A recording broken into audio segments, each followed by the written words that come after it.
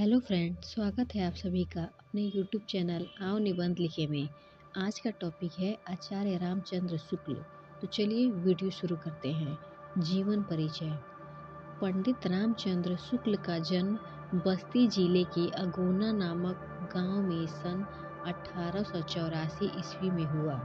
4 वर्ष की अवस्था में ये अपने पिता के साथ राठ जिला हमीरपुर चले गए और वहीं इनकी प्रारंभिक शिक्षा हुई।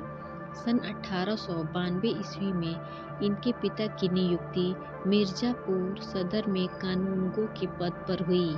पिता के साथ ये मिर्जापुर आ गए।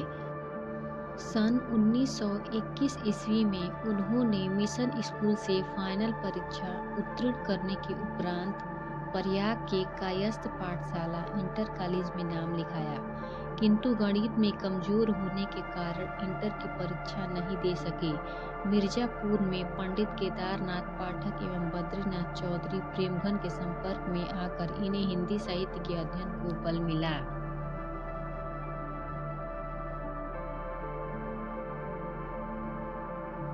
यहीं पर इन्होंने हिंदी के साथ साथ उर्दू, संस्कृत एवं अंग्रेजी साहित्य का गहन अध्ययन किया। कुछ दिनों के लिए आपने मिशन हाई स्कूल में ड्राइंग मास्टर के पद पर काम किया। सन 1909 ईस्वी में हिंदी शब्द सागर के लिए वैतनिक सहायक के रूप में काशी आ गए। कुछ दिनों तक नागरिक प्रचारिणी सभा पत्रिका का भी संपादन किया।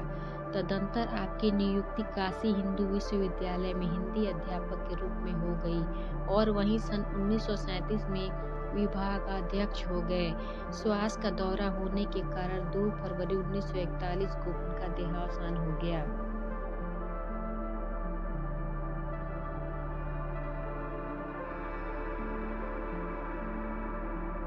आचार्य रामचंद्र शुक्ल की रचनाएं। शुक्ल जी ने हिंदी साहित्य की महान सेवा की। वे प्रसिद्ध निबंधकार, निष्पक्ष आलोचक, श्रेष्ठ इतिहासकार और सफल संपादक थे। उनकी रचनाओं का विवरण निम्न प्रकार है। निबंध। शुक्ल जी ने भाव, मनोविकार तथा समीक्षात्मक दोनों प्रकार के निबंधों की रचना की। इनके निबंधों का संग्रह चिंतामणि तथा विचार विधि नाम से प्रकाशित हुआ। इनके निबंधों में इनकी सूक्ष्म दृष्टि, पांडित्य एवं गंभीरता के दर्शन होते हैं।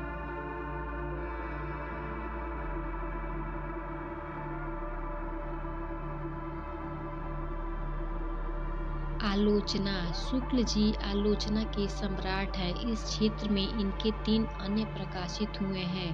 पहला रस मीमांसा, इसमें सैद्धांतिक आलोचना संबंधी निबंध है। दूसरा त्रिवेणी, सूर, तुलसी और जायसी पर आलोचनाएं लिखी गई हैं। तीसरा सूरदास। इतिहास, योगीन प्रवृत्तियों के आधार पर लिखा गया आपका हिंदी साहित्य का इतिहास हिंदी के सर्वश्रेष्ठ इतिहासों में से है।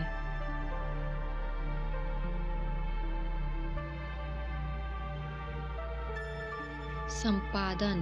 इन्होंने जायसी ग्रंथावली, तुलसी ग्रंथावली, भ्रमर गीत सार तथा हिंदी शब्द सागर, काशी नागरी, प्रचारिणी पत्रिका और आनंद कादम्बिनी की कुशल संपादन किया। इसके अतिरिक्त कहानी, 11 वर्षों का समय, काव्य रचना, अभिमन्यु वध तथा कुछ अन्य भाषाओं से हिंदी में अनुवाद भी किए। भाषा और शैली। शुक्ल जी की भाषा अत्यंत ही चुस्त संस्कृत मिश्रित शुद्ध खड़ी बोली है। निरर्थक वाक्जाल का अभाव है। उर्दू तथा अंग्रेजी शब्दों का प्रयोग भी इनकी भाषा में यथासंभव बहुत कम ही किया गया है। भाषा बिल्कुल व्याकरण के नियमों से आबद्ध है। मुहावरों का सर्वथा अभाव है। शुक्ल जी की शैली के मुख्यतः 3 रूप हैं: विवेचनात्मक शैली, गवेषणात्मक शैली, भावात्मक शैली। विषयों के अनुसार शैली में परिवर्तन होता है। उदाहरण। पहला, विवेचनात्मक शैली। वात्सल और श्रृंगार का जितना अधिक उद्घाटन सूर ने अपनी बंद आंखों से किया, किसी अन्य कवि ने खुली आंखों से नहीं किया। दूसरा, गवेषणात्मक शैली। साहित्य के अंतर्गत सारा वाङ्मय लिया जा सकता है जिसमें अर्थबोध के अतिरिक्त भावोन्मेष अथवा चमत्कारपूर्ण अनुरंजन हो तथा जिसमें वाङ्मय की रचनात्मक समीक्षा या व्याख्या हो। तीसरा, भावात्मक शैली। कुसंग का ज्वर सबसे भयानक होता है। यह केवल नीति और सद्वृत्ति का ही नाश नहीं करता बल्कि बुद्धि का भी क्षय करता है।